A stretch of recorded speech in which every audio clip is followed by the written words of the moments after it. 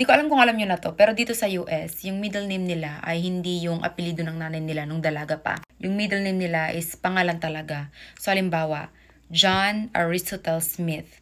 Ang magiging ano niya sa school, John A.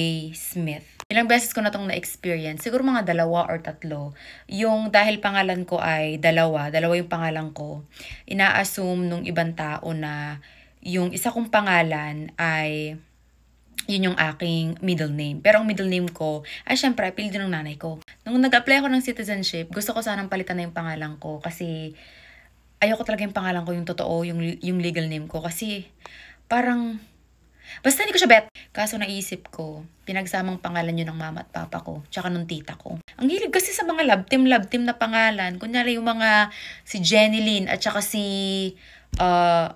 Mark, ganyan. Marlene.